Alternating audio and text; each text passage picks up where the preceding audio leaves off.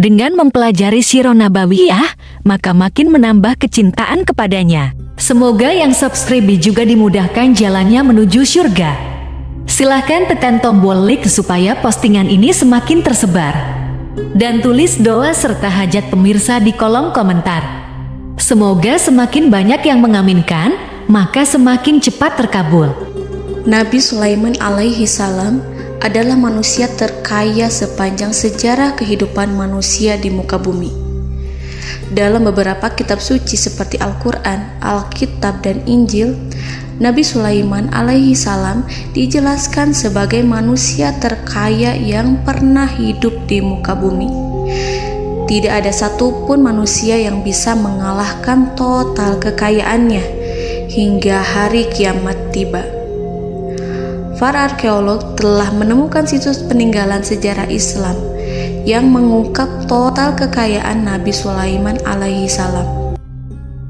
Erez bin Yosef, seorang profesor sekaligus peneliti, ia menyatakan bahwa 3.000 tahun yang lalu Nabi Sulaiman alaihi salam diperkirakan memiliki kekayaan senilai 2,2 triliun US dollar. Dan apabila dikonversikan dengan nilai mata uang dolar hari ini, jika dirupiahkan, maka nilainya setara dengan 32.891.870 triliun rupiah. Profesor itu juga menjelaskan bahwa kekayaan Nabi Sulaiman alaihi salam berasal dari dua sumber, yakni istana kerajaan dan tambang tembaga. Nilai itu berkali-kali lipat lebih banyak dari total kekayaan negara Indonesia yang hanya mencapai 11.454 triliun per 30 Desember 2021. Nabi Sulaiman alaihi salam memiliki beberapa mukjizat. Di antaranya adalah dapat berbicara dengan bahasa binatang. Beliau dapat memerintah mereka untuk melakukan sesuatu. Beliau juga dapat mengendalikan besar kecilnya tekanan angin dan dapat mengatur ke arah mana angin akan berhembus. Sehingga dengan itu Nabi Sulaiman dapat memanfaatkan angin sebagai kendaraannya dan juga kendaraan tentaranya. Nabi Sulaiman juga bisa melunakkan besi dan membentuknya menjadi pakaian perang yang anti tusukan senjata tajam. Nabi Sulaiman juga memimpin para jin. Mereka tunduk dan patuh pada perintah Nabi Sulaiman alaihi salam. Tidak hanya setan, iblis laknatullah yang merupakan makhluk pembangkang dapat dibuat tunduk bertekuk lutut pada perintah-perintah Nabi Sulaiman. Nabi Sulaiman bisa melakukan teleportasi, yaitu berpindah dari suatu tempat ke tempat yang lain dalam waktu singkat. Peristiwa itu dibuktikan dengan pemindahan singgasana Ratu Balqis atas perintah Nabi Sulaiman. Nabi Sulaiman dikenal sebagai raja yang adil dan bijaksana. Nabi Sulaiman diberkahi kecerdasan yang luar biasa untuk menyatu padukan segenap kekuatan yang Allah berikan kepadanya. Ia mengelola dan membawa kerajaannya menjadi kekuatan raksasa yang tak terkalahkan di masanya dengan segenap kemampuan yang dimilikinya. Tentara Nabi Sulaiman adalah tentara terkuat di bumi tanpa ada yang menandingi. Pertanyaan mendasar yang muncul kali ini adalah dari mana sumber kekayaan dan kekuatan Nabi Sulaiman alaihi salam? Untuk mendapat jawaban dari pertanyaan itu, simak video ini sampai akhir. Sebelum itu, mari bantu channel ini terus berkembang dengan cara subscribe dan nyalakan tanda loncengnya. Berikan komentar yang positif dan berikan like serta share video ini. Bismillahirrahmanirrahim. Sungguh kami benar-benar telah menganugerahkan ilmu kepada Daud dan Sulaiman. Keduanya berkata, segala puji bagi Allah yang melebihkan kami dari kebanyakan hamba-hambanya yang mukmin. Sulaiman telah mewarisi Daud dan dia berkata, wahai manusia, kami telah diajari untuk memahami bahasa burung dan kami dianugerahi segala sesuatu. Sesungguhnya semua ini benar-benar karunia yang nyata. Quran Surat An-Naml ayat 15-16. Saudara-saudaraku yang dirahmati Allah, pada ayat di atas disebutkan bahwa Sulaiman telah mewarisi Daud. Nabi Sulaiman mewarisi Nabi Daud dalam sisi kenabian dan kekuasaan, bukan mewarisi harta, karena para nabi tidak mewariskan harta. Sebab sepeninggalan mereka, harta para nabi menjadi sedekah bagi orang-orang yang ada di sekitarnya, yaitu orang-orang fakir dan orang-orang yang membutuhkan. Dan harta para nabi tidak dikhususkan bagi kalangan keluarganya. Rasulullah Shallallahu Alaihi Wasallam bersabda, "Kami para nabi tidak mewariskan." Nabi Sulaiman mewarisi kenabian dari Nabi Daud. Ini adalah hal yang jelas. Allah telah memilihnya sebagai nabi dari Bani Israel. Begitu juga Allah telah memberinya kekuasaan kerajaan sehingga ia menjadi pemimpin Bani Israel. Barangkali sesuatu yang paling penting yang diwarisi oleh Nabi Sulaiman dari Nabi Daud adalah tradisi militer. Kemajuan militer yang dahsyat telah berpindah kepada Nabi Sulaiman. Nabi Daud sebenarnya adalah seorang pengembala kambing yang sangat miskin, tetapi seiring dengan perjalanan waktu, ia menjadi komandan pasukan tiada tanding. Nabi Daud alaihi salam mengetahui bahwa kekuatan hakiki yang mengatur alam semesta adalah kekuatan Allah.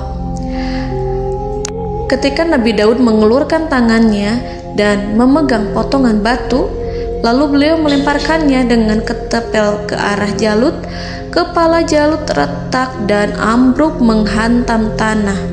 Ini sebagai bentuk demonstrasi kekuatan darinya. Kehadiran Nabi Daud mengubah pasukan Bani Israel, di mana mereka sebelumnya lari jika berhadapan dengan musuh. Maka kini keberadaan mereka mulai diperhitungkan di masa hidupnya. Nabi Daud mengalami peperangan yang sangat banyak, tapi Al-Quran tidak menceritakan secara terperinci. Hal itu dikarenakan karena Al-Quran adalah kitab dakwah di jalan Allah, bukan kitab sejarah. Al-Quran hanya menceritakan di dalam Al-Quran surat Shad ayat 20, "Dan kami kuatkan kerajaannya, kerajaan Daud." Ayat tersebut berarti bahwa Nabi Daud belum terkalahkan dalam peperangan yang diikutinya. Di samping dukungan yang Allah berikan kepadanya, juga pasukan dan rakyatnya, di mana mereka adalah orang-orang yang bertauhid, menyerahkan diri kepada Allah. Allah Subhanahu wa Ta'ala mengajarkan kepada Nabi Daud hal-hal yang menjadikan pasukannya memiliki keistimewaan yang dengannya mereka dapat mengalahkan pasukan-pasukan lain, pasukan-pasukan besar yang ada di bumi pada saat itu. Allah Subhanahu wa Ta'ala berfirman dalam surat Saba ayat 10, "Dan kami telah melunakkan besi untuknya." Baju besi mungkin akan menjadi masalah dalam benak kita. Ketika orang-orang yang berperang, baju besi cukup mengganggu gerakan mereka. Kita bisa membayangkan ketika ada dua orang berperang, salah satu dapat bergerak bebas, sementara yang lainnya tidak leluasa bergerak karena tertahan dengan pakaiannya. Namun, dengan kekuasaan Allah, Nabi Daud dapat melunakkan besi dan membuat baju besi yang ringan, yang mudah untuk digunakan. Ini adalah kemajuan penting yang Allah berikan kepada Nabi Daud dan tentaranya. Kemajuan itu kemudian diajarkan, diwariskan dan dimiliki oleh Nabi Sulaiman alaihi salam. Nabi Sulaiman memiliki pasukan dahsyat yang melebihi pasukan manapun di bumi saat itu, atau bahkan mungkin saat ini. Bahkan Allah menambahkan karunia-Nya kepada Nabi Sulaiman yang disebutkan dalam Al-Quran surat An-Naml ayat 16. Dan Sulaiman telah mewarisi Daud, dan dia berkata, "Wahai manusia, kami telah diberi pengertian tentang suara burung, dan kami diberi segala sesuatu. Sesungguhnya ini benar-benar suatu karunia yang nyata." Saudara-saudaraku yang dirahmati Allah, pada suatu hari Nabi Sulaiman alaihi salam menengadahkan tangannya dan berdoa kepada Allah Subhanahu wa ta'ala. Antara hati Nabi dan Allah tidak ada penghalang, tidak ada jarak, tidak ada sekatan waktu, tidak ada satupun dari para nabi yang berdoa kepada Allah kecuali doanya pasti dikabulkan. Doa Nabi Sulaiman alaihi salam direkam dalam Al-Quran surat Shad ayat 35. Nabi Sulaiman berkata, "Ya Tuhanku, ampunilah aku, anugerahkanlah kepadaku kerajaan yang tidak dimiliki oleh seorang pun sesudahku." Nabi Sulaiman menginginkan dari Allah sesuatu kerajaan yang belum pernah diperoleh oleh siapapun setelahnya. Allah Subhanahu wa ta'ala mengabulkan doa Nabi Sulaiman dan memberinya kerajaan tersebut. Nabi Sulaiman mewarisi kekuasaan, kenabian, hikmah ilmu dari Nabi Daud alaihi salam. Orang-orang menyebut Nabi Sulaiman Al-Hakim, Sulaiman yang bijaksana. Kebijaksanaan Nabi Sulaiman tidak terbatas pada keadilannya di tengah-tengah manusia dan juga kasih sayangnya kepada mereka. Namun, kebijaksanaan Nabi Sulaiman juga berlaku di kalangan burung dan binatang lainnya. Nabi Daud juga mengenal bahasa burung, tetapi Nabi Sulaiman dapat berbicara dengan bahasa burung. Bahkan, ia dapat menggantikannya sebagai pembantunya. Ketika Nabi Daud bertasbih di gunung, burung-burung serta binatang buas ikut bertasbih bersamanya. Bahkan angin pun berhenti untuk mendengarkan tasbih itu. Sedangkan Nabi Sulaiman alaihi salam, Allah Subhanahu wa ta'ala memberinya karunia lebih dari itu, di mana binatang-binatang buas tunduk padanya, begitu juga angin dan burung. Saudara-saudaraku yang dirahmati Allah, Nabi Sulaiman alaihi salam mampu mendengarkan bisikan semut yang berbicara kepada sesama mereka. Bahkan ia mampu memerintahkan semut tersebut sehingga semut itu menjadi taat pada perintahnya. Pasukan Nabi Sulaiman memiliki kekuatan yang sangat dahsyat. Belum pernah ada di dunia ini satu pasukan pun yang memiliki kekuatan seperti itu. Kekuatan Nabi Sulaiman berasal dari beberapa kombinasi yang sangat mengagumkan, sehingga karenanya ia tidak dapat tertandingi. Kekuatan itu terdiri dari manusia, binatang-binatang, jin, dan lain sebagainya. Kita mengetahui bahwa jin adalah makhluk Allah dan manusia tidak mampu melihatnya atau menghadirkannya atau meminta pertolongan kepadanya. Sedangkan Nabi Sulaiman telah diberi Allah suatu kemampuan untuk menundukkan jin, memperkerjakan mereka sebagai tentara di tengah-tengah peperangan. Bahkan ia mampu menjadikan mereka sebagai pekerja-pekerja kasar di kerajaannya saat tidak ada peperangan. Oleh sebab itu, ketika ada pasukan lain yang mencoba melawan pasukan Nabi Sulaiman, mustahil mereka akan mendapatkan kemenangan. Bahkan pasukan Nabi Sulaiman diperkuat oleh pasukan burung. Burung di pasukan Nabi Sulaiman memerankan tugas penting, yaitu menjadi agen intelijen. Kita mengetahui bahwa peranan informasi saat peperangan adalah hal yang penting. Dari informasi tersebut, pasukan dapat mengetahui keadaan lawannya. Demikianlah peranan burung pada pasukan Sulaiman. Ia terbang di tengah-tengah musuh. Kemudian, ia kembali kepada Nabi Sulaiman untuk menyampaikan berita tentang keadaan lawannya. Di samping jin dan burung, Allah juga menundukkan angin untuk Nabi Sulaiman. Nabi Sulaiman dapat memerintahkan angin dan ia mampu untuk menaiki angin tersebut.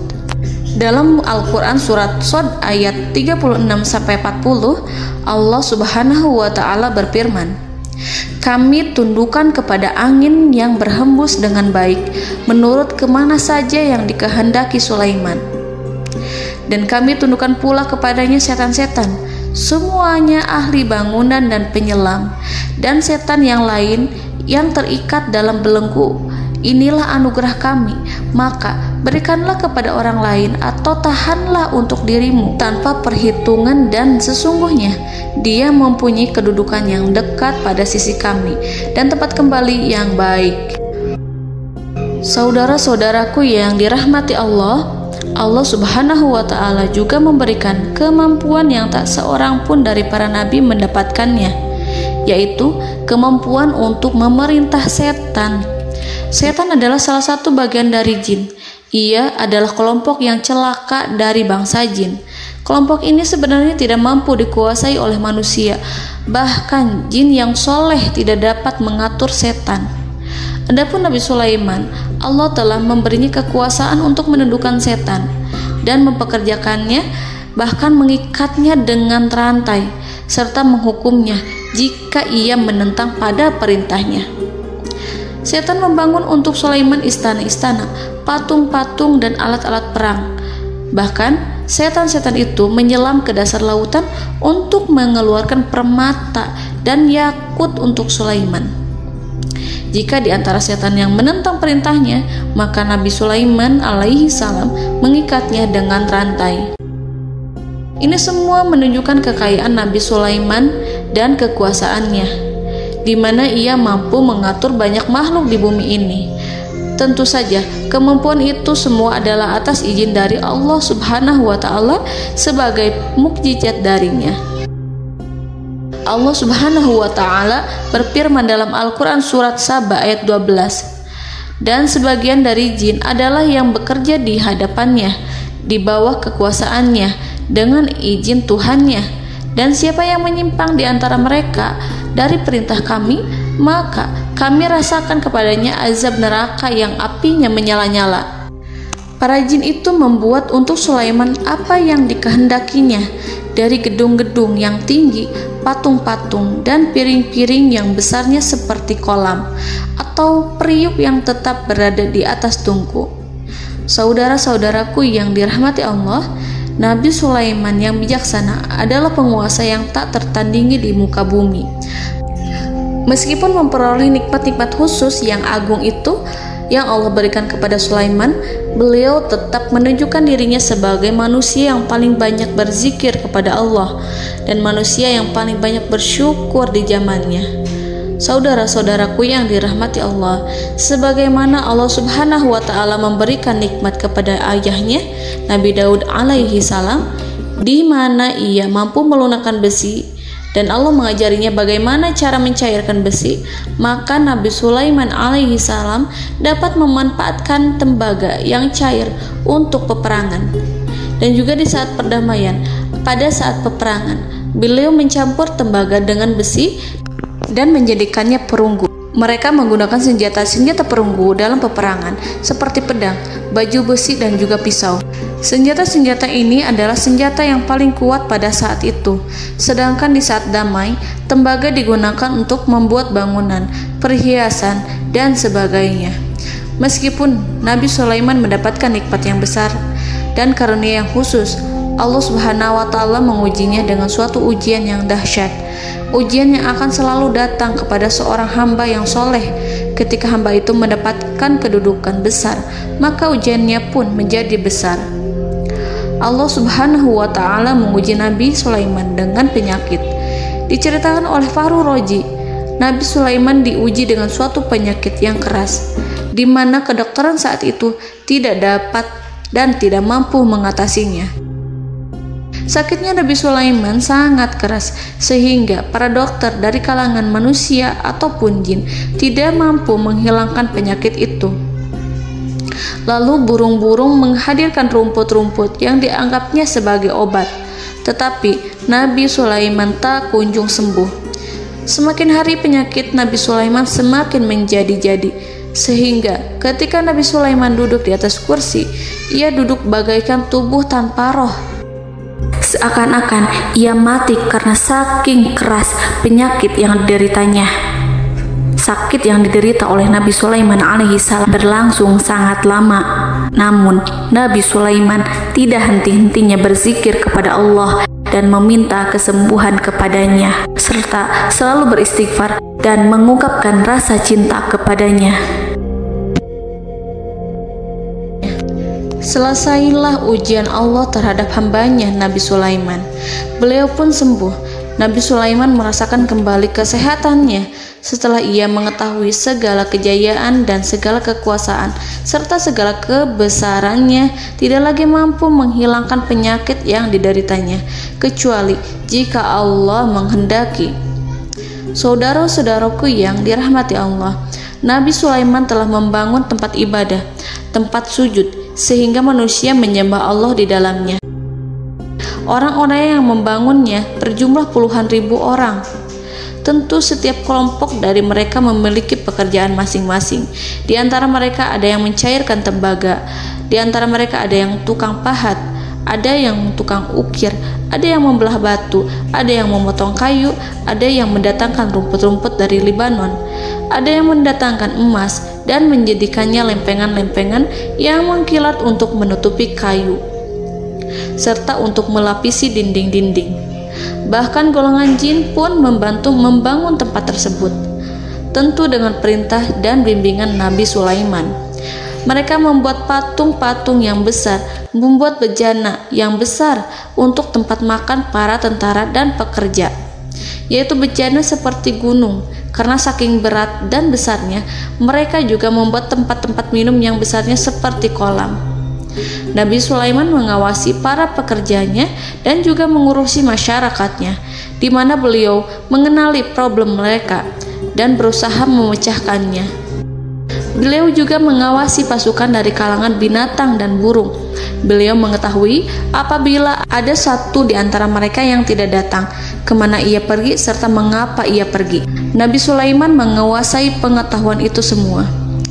Nabi Sulaiman bukan hanya mengetahui problem tentara-tentaranya dari kalangan manusia ataupun tentaranya dari kalangan burung, namun ia juga menunjukkan kasih sayang terhadap semut, di mana beliau mendengar bisikannya dan tidak suka untuk menginjaknya.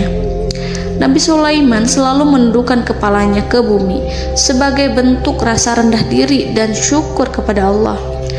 Pada suatu hari, Nabi Sulaiman alaihi salam berjalan di depan tentaranya dan tiba-tiba ia mendengar suara semut yang berkata kepada temannya dari kalangan semut.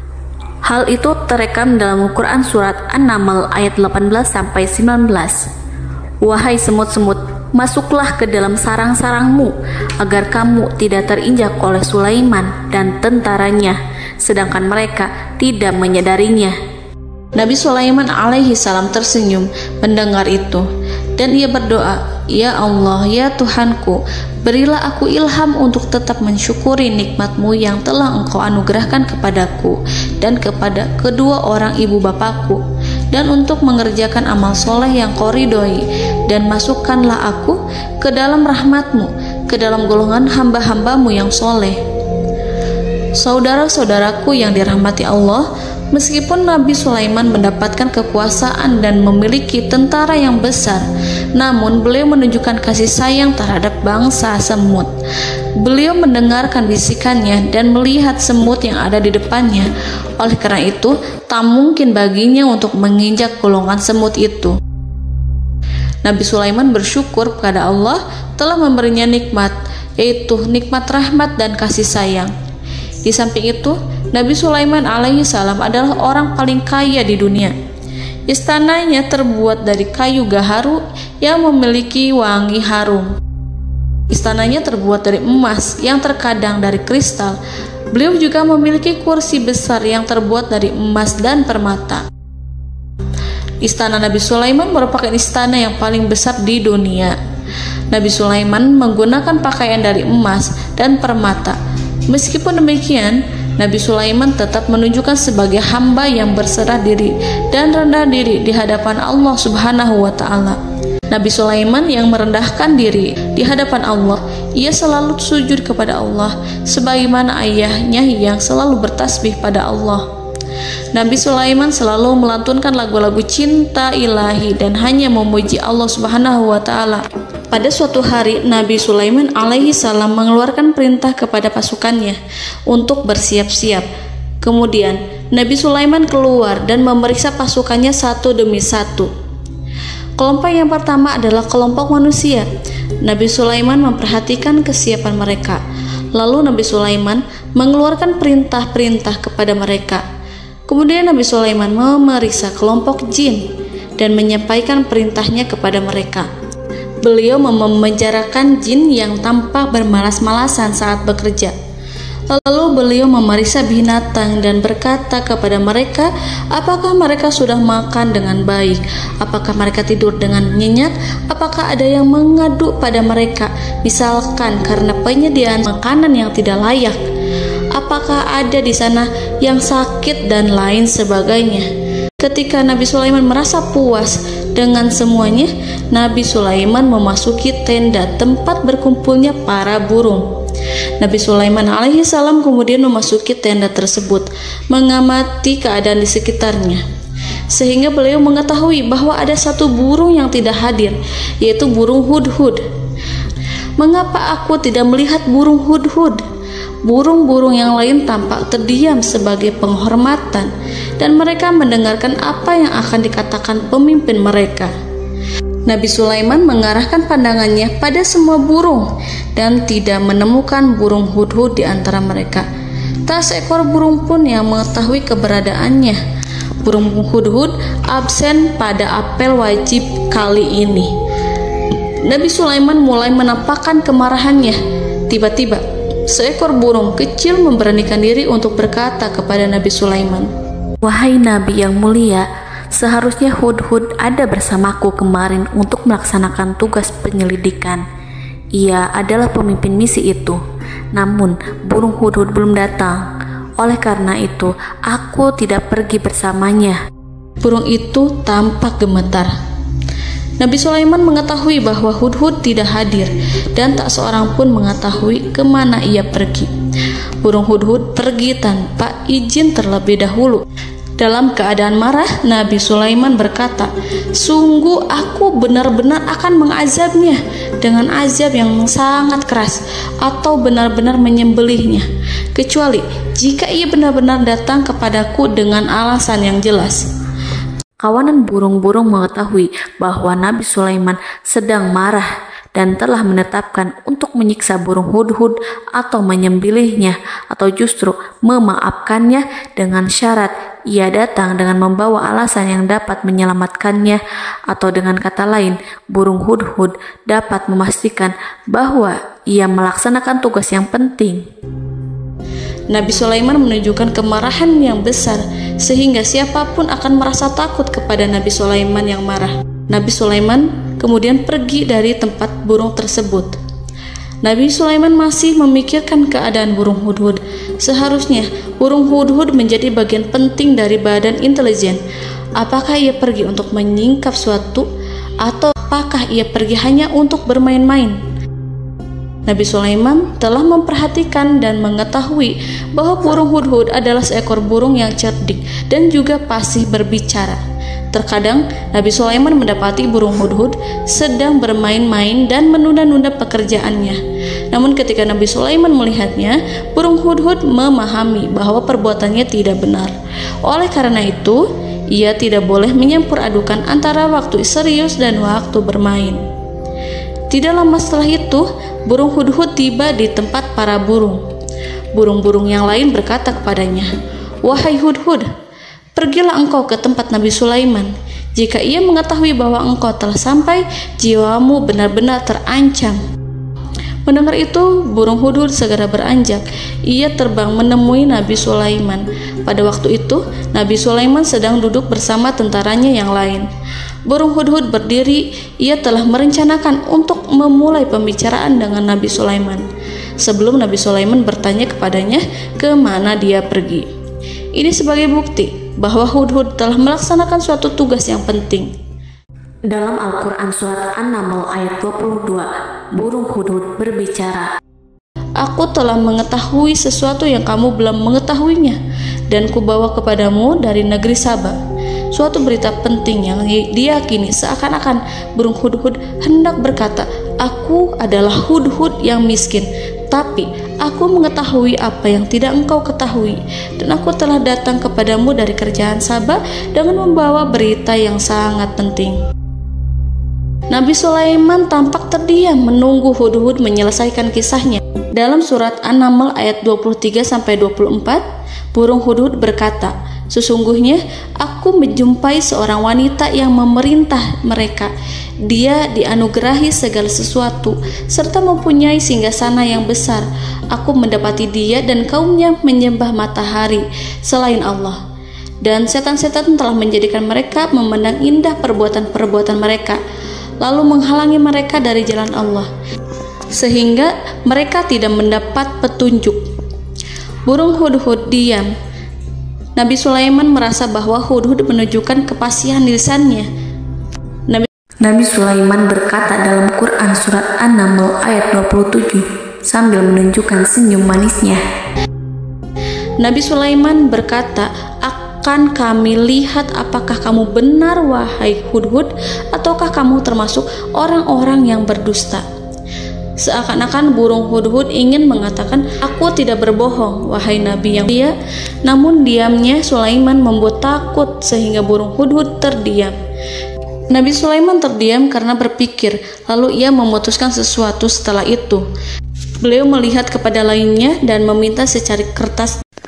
Nabi Sulaiman menulis surat singkat dan menyerahkannya kepada hudhud serta memerintahkan kepadanya seperti yang dikatakan dalam Quran surat An-Naml ayat 28. "Pergilah dengan membawa suratku ini, lalu jatuhkanlah kepada mereka, kemudian berpalinglah dari mereka, lalu perhatikanlah apa yang mereka bicarakan."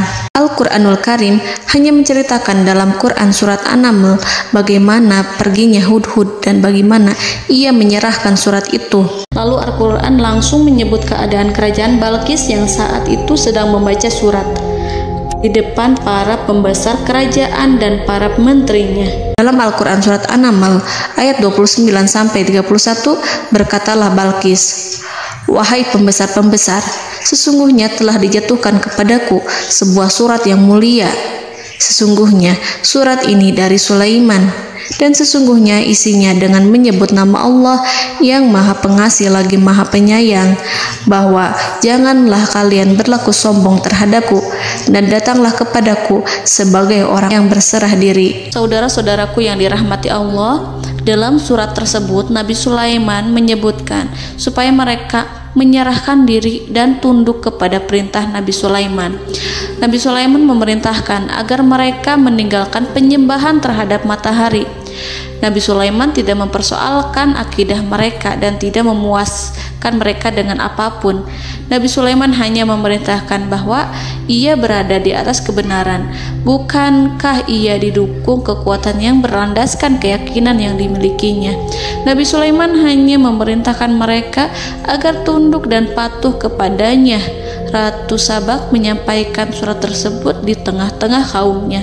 Dalam Quran surat An-Naml ayat 32 dijelaskan, "Dan berkatalah Balqis, wahai para pembesar, berilah aku pertimbangan dalam urusanku ini.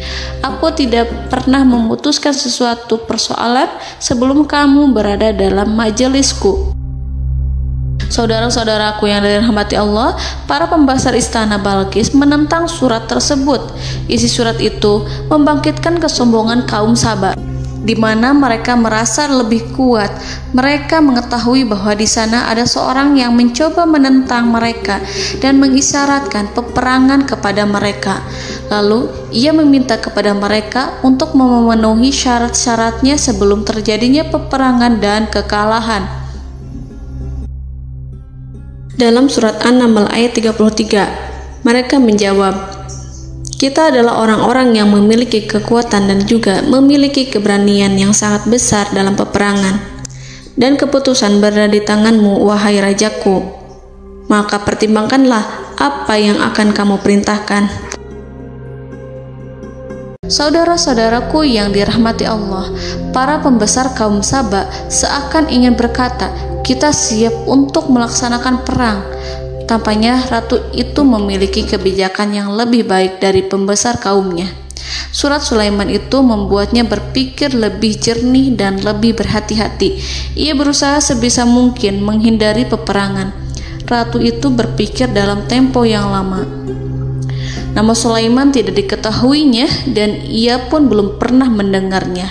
Oleh karena itu, Ratu kaum Sabak tidak mampu mengetahui dan mendeteksi seberapa besar kekuatan Nabi Sulaiman. boleh jadi Nabi Sulaiman memiliki kekuatan yang dahsyat sehingga ia mampu memerangi kekuasaannya dan mengalahkannya. Kemudian ratu memperhatikan apa yang ada di sekelilingnya. Ia melihat kemajuan masyarakatnya dan juga kekayaannya.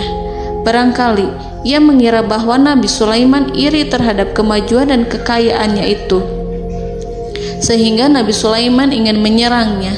Setelah mempertimbangkan isi surat Nabi Sulaiman dengan cermat, Ratu Saba memilih untuk tidak bersikap ceroboh dan bodoh. Ratu lebih suka untuk menggunakan bahasa kelembutan. Ia mengirim kepada Nabi Sulaiman suatu hadiah yang besar. Ratu mengira bahwa Nabi Sulaiman seorang yang ambisius, yang boleh jadi ia telah mendengar tentang kekayaan kerajaan Saba. Para utusan pergi dengan membawa hadiah dari Ratu Saba. Ratu berharap agar mereka dapat memasuki kerajaan Nabi Sulaiman dan akan mengetahui kondisi kerajaannya. Saat mereka pulang, Ratu ingin mendengar secara langsung dari mereka tentang bagaimana keadaan kaum Nabi Sulaiman dan pasukannya. Setelah mendapatkan informasi yang cukup, maka Ratu Balqis dapat membuat sesuatu keputusan yang tepat. Ratu menyembunyikan apa yang terlintas dalam pikirannya, lalu ia berbicara kepada pembesar istananya bahwa ia dapat menyingkap niat jahat Raja Sulaiman melalui cara mengirimkan hadiah kepadanya. Ratu lebih memilih cara tersebut dan menunggu reaksi dari Nabi Sulaiman. Ratu berhasil memuaskan para pembesar istana, dan untuk sementara ia menghilangkan ide untuk berperang. Karena para raja jika menyerang suatu desa, maka pemimpin desa tersebut adalah orang yang paling banyak mendapatkan kehinaan. Akhirnya, para pembesar kaumnya merasa puas dengan pikiran Ratu Balqis. Saudara-saudaraku yang dirahmati Allah, dalam surat An-Naml ayat 34-35 dijelaskan, Ratu Balqis berkata, "Sesungguhnya raja-raja apabila memasuki suatu negeri, niscaya mereka akan membinasakannya dan menjadikan penduduknya yang mulia menjadi hina. Dan demikian pula lah yang akan mereka perbuat. Dan sesungguhnya aku akan mengirim utusan kepada mereka dengan membawa hadiah, dan aku akan menunggu apa yang akan dibawa kembali oleh utusan itu." Kemudian sampailah hadiah dari Ratu Balqis kepada Nabi Sulaiman. Para intelijen Nabi Sulaiman memberitahunya bahwa utusan Balqis datang dengan membawa hadiah. Nabi Sulaiman langsung mengetahui bahwa Ratu Balqis itu sengaja mengirim orang-orangnya untuk mengetahui atau untuk mendapatkan informasi tentang kekuatannya. Lalu setelah itu ia akan mengambil keputusan atau mengambil sikap kepada kerajaan Sulaiman. Nabi Sulaiman segera memanggil semua pasukannya untuk berkumpul. Utusan Balqis segera memasuki istana Nabi yang dipenuhi dengan pasukan yang besar bersenjata. Melihat itu, utusan Ratu Balqis tercengang dan terkejut ketika mereka melihat kekayaan yang mereka bawa tidak ada apa-apanya dibandingkan dengan kerajaan Nabi Sulaiman. Hadiah mereka tampak tidak berarti. Emas yang mereka bawa tampak tidak memiliki makna saat mereka memasuki istana Nabi Sulaiman yang terbuat dari kayu-kayu pohon gaharu yang mengeluarkan bau yang harum serta dihiasi dengan emas permata. Para utusan Ratu Balqis berdiri bersama Nabi Sulaiman dan menyaksikan bagaimana Nabi Sulaiman mengendalikan pasukannya. Kemudian mereka mulai berpikir tentang kekuatan dan kualitas pasukan Nabi Sulaiman. Betapa kagetnya mereka ketika melihat di tengah-tengah pasukan itu terdapat singa, burung, dan tentara dari kalangan manusia yang mampu terbang. Mereka pun sadar bahwa mereka di hadapan pasukan yang tiada tandingannya. Selesailah demonstrasi pasukan Nabi Sulaiman. Kemudian para utusan ratu dipersilahkan maju ke tempat hidangan makanan. Para utusan itu sangat terkejut ketika melihat berbagai macam makanan dari penjuru dunia ada di depannya. Dan di antara makanan itu terdapat pula makanan yang biasa ditemukan di negeri mereka. Tetapi mereka melihat bahwa makanan itu memiliki rasa yang lebih istimewa. Selain itu, piring-piring yang ada di depan mereka terbuat dari emas dan mereka dilayani oleh laki-laki yang berhias dengan emas. Di meja makan itu terdapat burung, ikan laut, dan berbagai macam daging yang mereka tidak mampu lagi membedakan daging apa itu. Nabi Sulaiman tidak makan bersama mereka, tapi beliau makan dengan menggunakan piring yang terbuat dari kayu. Beliau memakan roti yang kering yang dicampur dengan minyak. Inilah makanan yang dipilih Nabi Sulaiman. Makan bersama mereka dalam keadaan diam, mereka merasa kehadiran Nabi Sulaiman menciptakan suatu wibawa yang luar biasa. Selesai perjamuan itu, lalu dengan sangat malu mereka menyerahkan hadiah dari Ratu Balqis kepada Nabi Sulaiman. Hadiah itu berupa emas yang bagi mereka hadiah itu sangat bernilai tinggi. Tapi di sini hadiah itu tampak kecil di hadapan kekayaan Nabi Sulaiman yang sangat mengagumkan. Nabi Sulaiman memperhatikan hadiah dari Ratu Balqis itu dan berkata dalam Quran surat An-Naml ayat 36, "Maka apa yang diberikan Allah kepadaku lebih baik daripada apa yang diberikannya kepadamu, tetapi kamu merasa bangga dengan hadiahmu." Saudara-saudaraku, Raja Sulaiman menyingkap dengan kata-katanya yang singkat itu penolakannya terhadap hadiah mereka. Ia memberitahu utusan itu bahwa ia tidak menerima hadiah tersebut. Ia tidak merasa puas dengan hadiah itu. Yang membuatnya puas hanyalah, janganlah kalian berlaku sombong terhadapku dan datanglah kepadaku sebagai orang-orang yang berserah diri. Lalu Nabi Sulaiman berkata kepada mereka dengan pelan. Hal itu diabadikan dalam Al-Quran surat An-Naml ayat 37. "Kembalilah kepada mereka, sungguh kami akan mendatangi mereka dengan bala tentara yang mereka tidak kuasa melawannya. Dan pasti kami akan mengusir mereka dari negara itu, yaitu negeri Saba, dengan terhina. Dan mereka akan menjadi tawanan-tawanan yang hina." Saudara-saudaraku yang dirahmati Allah, Nabi Sulaiman kemudian meninggalkan para utusan ratu setelah terlebih dahulu mengancam mereka. Para utusan itu berharap agar Nabi Sulaiman mau menunggu kunjungan Ratu Balqis yang akan membawa misi perdamaian. Akhirnya, sampailah para utusan Ratu Balqis ke negeri Saba. Mereka segera menuju istana sang ratu. Mereka memberitahu bahwa negeri mereka ada di ujung tanduk. Mereka menceritakan kepada ratu tentang kekuatan Nabi Sulaiman dan tidak mungkin bagi mereka mampu melawannya. Mereka meyakinkan Ratu Balqis bahwa ia harus mengunjunginya dan melihat sendiri bagaimana kebesaran kerajaan Nabi Sulaiman. Kemudian Ratu Balqis menyiapkan dirinya untuk pergi menuju kerajaan Nabi Sulaiman.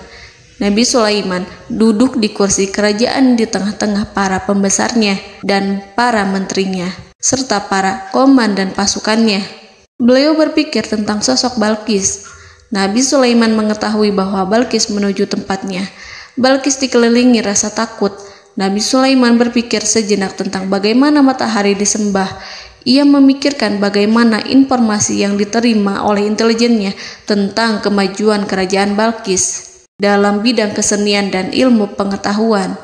Nabi Sulaiman bertanya kepada dirinya sendiri, apakah kemajuan menjadi penghalang untuk mengetahui kebenaran? Apakah ratu itu senang dengan kekuatan yang dicapainya? Dan ia membayangkan bahwa kekuatannya adalah segalanya.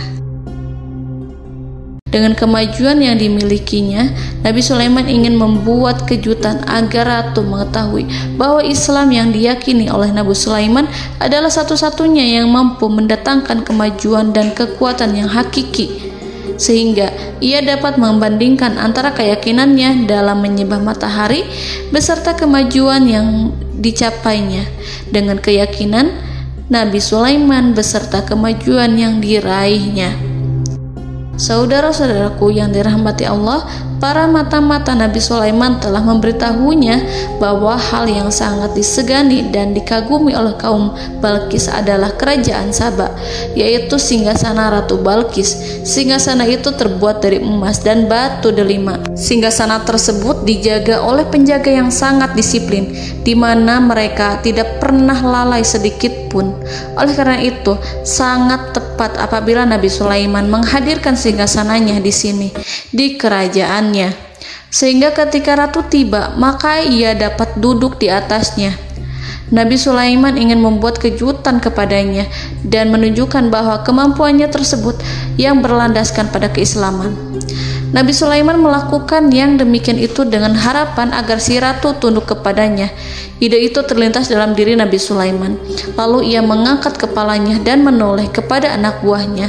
Hal itu diabadikan dalam Quran Surat An-Naml ayat 38. Wahai para pembesar, siapakah di antara kamu sekalian yang sanggup membawa singgasananya kepadaku sebelum mereka datang kepadaku sebagai orang-orang yang berserah diri? Saudara-saudaraku, perhatikanlah ungkapan pikiran Nabi Sulaiman tersebut. Semua pemikirannya berkisar tentang keislaman para penyembah matahari, tentang bagaimana beliau dapat memberikan petunjuk kepada mereka di jalan Allah. Yang pertama menjawab pertanyaan Nabi Sulaiman adalah jin Ifrit. Dalam Quran Surat An-Naml ayat 39, berkatalah Ifrit yang cerdik dari golongan jin, "Aku akan datang kepadamu dengan membawa singgasana itu sebelum kamu berdiri dari tempat dudukmu. Sesungguhnya aku benar-benar kuat untuk membawanya, lagi dapat dipercaya." Nabi Sulaiman berdiri dari tempat duduknya. Setelah 1 jam atau 2 jam, jin itu berjanji kepadanya untuk menghadirkan singgasana Balkis. Sebelum itu, istana Nabi Sulaiman di Palestina, sedangkan istana Balkis terletak di Yaman. Antara singgasana tersebut dengan singgasana Nabi Sulaiman berjarak lebih dari ribuan mil. Barangkali pesawat yang cepat sekalipun yang kita kenal hari ini tidak akan mampu membawa dan mendatangkan istana itu dalam waktu 1 jam.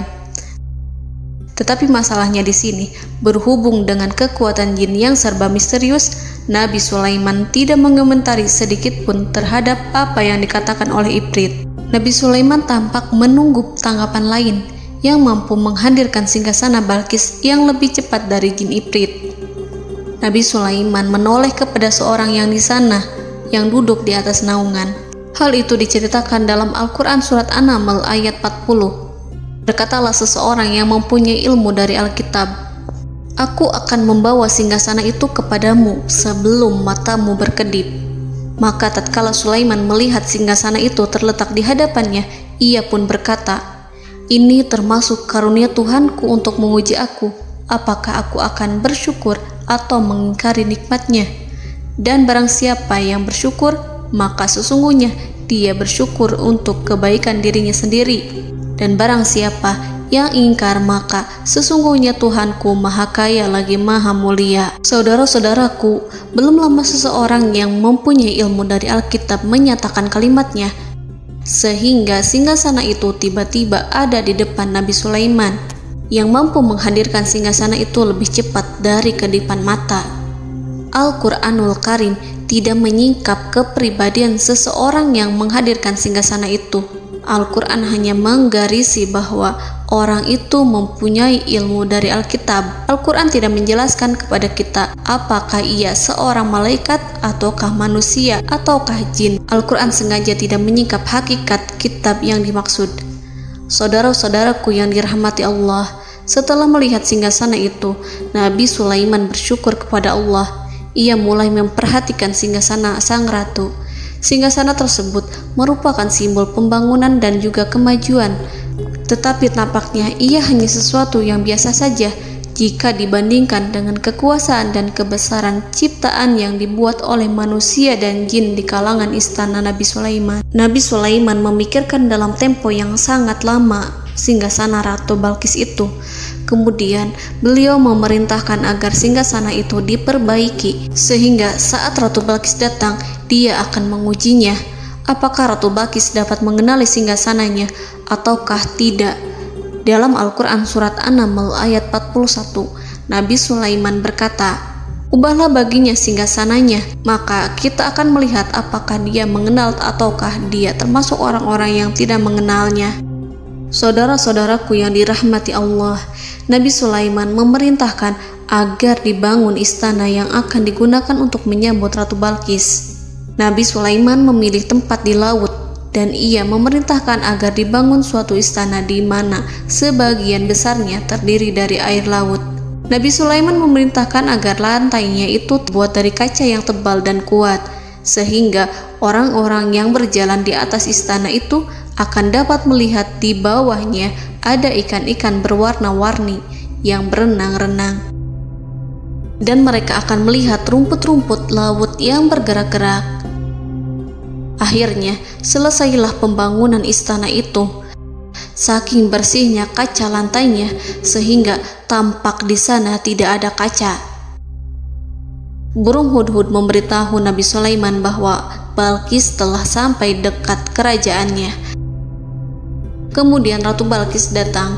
Al-Quran tidak menyebutkan keadaan Nabi Sulaiman saat menyambut Balqis, namun Al-Quran menunjukkan dua sikap Ratu Balqis. Yang pertama, bagaimana sikap Balqis ketika pertama kali melihat singgasananya yang datang mendahuluinya, padahal ia telah meninggalkan pengawalannya untuk tetap setia menjaga singgasananya itu. Keadaan kedua adalah keadaan di depan istana yang dibangun untuk penyambutan Balqis. Istana itu penuh dengan permata yang berenang-renang di bawahnya ikan-ikan. Dalam Quran Surat An-Naml ayat 42 dijelaskan, dan ketika Balqis datang, ditanyakanlah kepadanya, "Serupa inikah singgasanamu?" Balqis menjawab, "Seakan-akan singgasana ini adalah singgasanaku. Kami telah diberi pengetahuan sebelumnya, dan kami adalah orang-orang yang berserah diri." Saudara-saudaraku, pada dialek di atas, Balqis melihat singgasananya dan ia tercengang saat mengetahui bahwa itu adalah singgasana miliknya. Namun kemudian ia mulai ragu karena melihat tidak sepenuhnya itu singgasana miliknya. Jika itu benar-benar miliknya, lalu bagaimana ia datang mendahuluinya? Dan bila bukan singgasananya, maka bagaimana Sulaiman dapat meniru sepersis dan seteliti itu?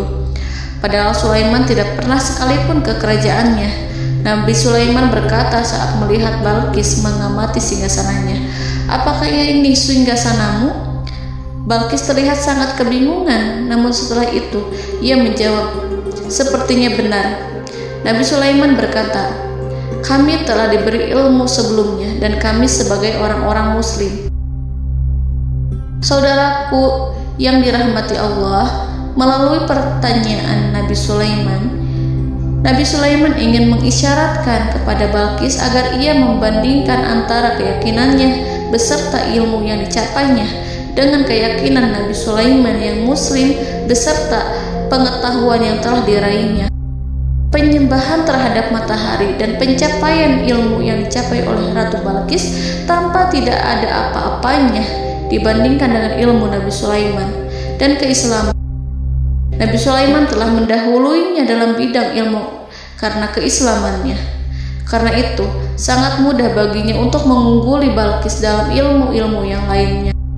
Demikianlah yang disyaratkan dalam pertanyaan Nabi Sulaiman kepada Ratu Balqis. Ratu Saba itu mengetahui bahwa ini adalah singgasananya, di mana singgasana itu datang lebih dahulu daripada dirinya. Beberapa bagian darinya telah diubah saat Balqis masih di perjalanan menuju ke tempat Nabi Sulaiman. Ia berpikir kemampuan apa yang dimiliki Nabi Sulaiman. Ratu Balqis tercengang melihat apa yang disaksikannya, yang berupa buah dari keimanan Nabi Sulaiman dan hubungannya dengan Allah Subhanahu wa Ta'ala. Sebagaimana Balqis juga tercengang ketika melihat kemajuan di bidang ilmu pembangunan, seni, dan ilmu-ilmu yang lainnya. Maka ia tidak lebih kagum lagi saat melihat hubungan yang kuat antara keislaman Nabi Sulaiman dengan ilmunya serta kemajuan yang diraihnya. Dalam Al-Quran Surat An-Naml ayat 43 dijelaskan, dan apa yang disembahnya selama ini selain Allah mencegahnya untuk melahirkan keislamannya, karena sesungguhnya ia terdahulu termasuk orang-orang yang kafir. Saudara-saudaraku yang dirahmati Allah, berguncanglah dalam benak Balqis ribuan hal ketika melihat keyakinan kaumnya runtuh di hadapan Nabi Sulaiman. Ia menyadari matahari yang disembahnya hanya merupakan ciptaan Allah, dan Allah lah yang menggerakkannya untuk hamba-hambanya. Lalu terbitlah matahari kebenaran dalam dirinya. Hatinya diterangi oleh cahaya baru yang tidak akan tenggelam seperti tenggelamnya matahari. Masa keislamannya hanya menunggu waktu. Ratu Balqis memilih waktu yang tepat untuk mengumumkan keislamannya. Allah Subhanahu wa Ta'ala berfirman dalam Quran Surat An-Naml ayat 44. Dikatakan kepadanya, masuklah ke dalam istana. Maka tatkala ia melihat lantai istana itu, dikiranya kolam air yang besar dan disingkapnya 2 betisnya. Berkatalah Sulaiman, sesungguhnya ia adalah istana licin yang terbuat dari kaca. Berkatalah Balqis, wahai Tuhanku, sesungguhnya aku telah berbuat zalim terhadap diriku dan aku berserah diri bersama Sulaiman kepada Allah Tuhan semesta alam.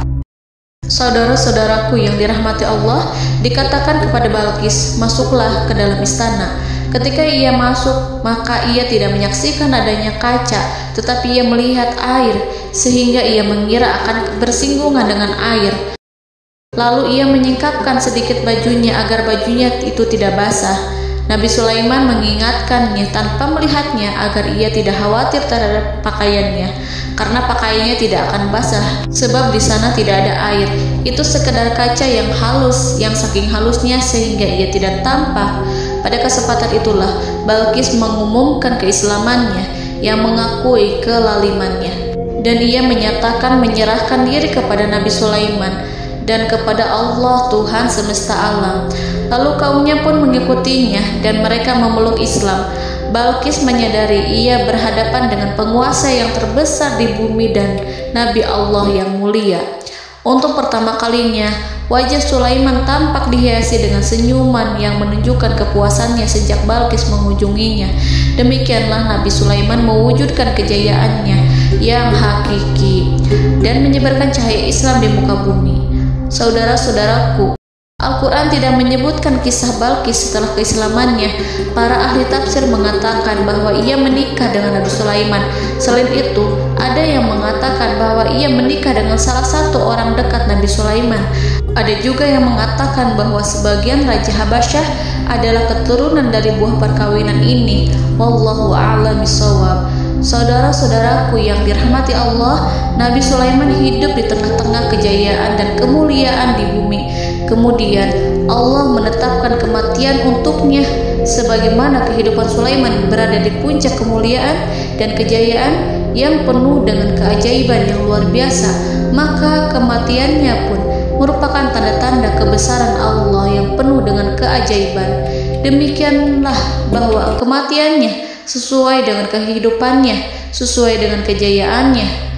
Allah berfirman tentang kematian Sulaiman di dalam Al-Quran Surat Saba ayat 14. Maka tatkala kami telah menetapkan kematian Nabi Sulaiman, tidak ada yang menunjukkan kepada mereka kematiannya itu kecuali rayap yang memakan tongkatnya. Maka tatkala ia telah tersungkur, tahulah jin bahwa kalau sekiranya mereka mengetahui yang gaib, tentulah mereka tidak akan tetap dalam siksa yang menghinakan.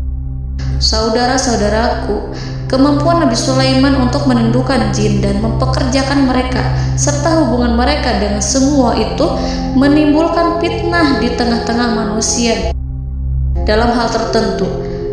Kematian Nabi Sulaiman merupakan batasan jawaban terhadap fitnah ini. Kami tidak mengetahui siapa yang mengklaim bahwa jin mengetahui hal yang gaib. Apakah itu setan yang terkutuk, atau jin yang bodoh, atau manusia yang tertipu? Kami tidak mengetahui siapa yang bertanggung jawab terhadap tersebarnya isu yang keliru ini. Yang kita ketahui adalah bahwa hal tersebut adalah mempengaruhi sebagian manusia dan jin. Barangkali manusia berkata kepada diri mereka, selama jin melakukan perbuatan yang luar biasa ini, maka apa gerangan yang menjadikan mereka tidak mengetahui hal yang gaib itu? Manusia itu lupa bahwa kunci kegaiban berada di tangan Allah. Masalah ilmu gaib tidak akan mampu dikuasai oleh jin dan manusia. Hanya Dia yang mengetahuinya, dan manusia diberitahu hanya sedikit sekali. Saudara-saudaraku yang dirahmati Allah, seakan-akan Allah telah merencanakan bahwa kematian Sulaiman bertujuan untuk menghancurkan pemikiran itu, yaitu pemikiran bahwa jin mengetahui hal-hal yang gaib. Jin bekerja untuk Nabi Sulaiman selama beliau hidup, dan tatkala beliau meninggal, maka tugas mereka menjadi bebas. Nabi Sulaiman meninggal tanpa diketahui oleh jin, sehingga mereka tetap bekerja untuk mereka, tetap mengabdi kepada Sulaiman. Seandainya mereka mengetahui hal yang gaib, niscaya mereka tidak akan meneruskan pekerjaan mereka. Saudara-saudaraku, pada suatu hari Nabi Sulaiman memasuki mihrabnya untuk itikaf ibadah dan beribadah kepada Allah. Tak seorang pun yang berani mengganggu khalwatnya. Mihrab Sulaiman terletak di puncak gunung dan dindingnya terbuat dari permata. Pada suatu hari, Nabi Sulaiman duduk bersandar pada tongkatnya dan ia tampak tenggelam dalam tafakur. Beliau berzikir pada Allah hingga rasa kantuk menguasainya. Lalu setelah itu malaikat maut menemuinya. Nabi Sulaiman pun meninggal. Beliau bersandar kepada tongkatnya. Jin melihatnya dan mengira bahwa beliau sedang sholat, sehingga mereka pun terus melanjutkan pekerjaannya. Berlalulah hari demi hari yang panjang. Datanglah rayap, yaitu semut kecil yang memakan kayu. Hewan itu mulai memakan tongkat Nabi Sulaiman. Rayap itu tampak lapar. Sebagian dari tongkat Nabi Sulaiman dimakan beberapa hari oleh rayap itu. Ketika yang dimakannya semakin bertambah, maka tongkat itu pun menjadi rusak dan kemudian jatuh dari tangan Nabi Sulaiman alaihi salam. Tubuh mulia itu kehilangan keseimbangan dan kemudian jatuh terhempas di bumi. Tatkala tubuh suci itu tersungkur, maka manusia segera menuju ke arahnya. Mereka menyadari dan mengetahui bahwa Nabi Sulaiman telah meninggal dalam waktu yang lama. Jin menyadari bahwa mereka tidak mengetahui hal yang gaib, dan manusia pun mengetahui hakikat ini. Seandainya jin mengetahui hal yang gaib, niscaya ia tidak akan meneruskan siksa yang hina. Mereka tidak akan bekerja kepada Sulaiman. Demikianlah Nabi Sulaiman alaihi salam meninggal dalam keadaan duduk dan sholat di mihrabnya. Lalu berita itu tersebar bagaikan api di bumi. Manusia, burung, dan binatang buas mengantarkan jenazah Nabi Sulaiman. Sekawanan burung tampak sedih dan menangis. Semua makhluk bersedih. Akhirnya tak seorang pun mengetahui bahasa burung di bumi. Meninggallah seorang yang memahami pembicaraan burung, binatang-binatang, jin, dan lain sebagainya. Burung-burung itu berkata, betapa beratnya kehidupan di tengah orang-orang yang tidak mengetahui pembicaraan kita. Allahu a'lam.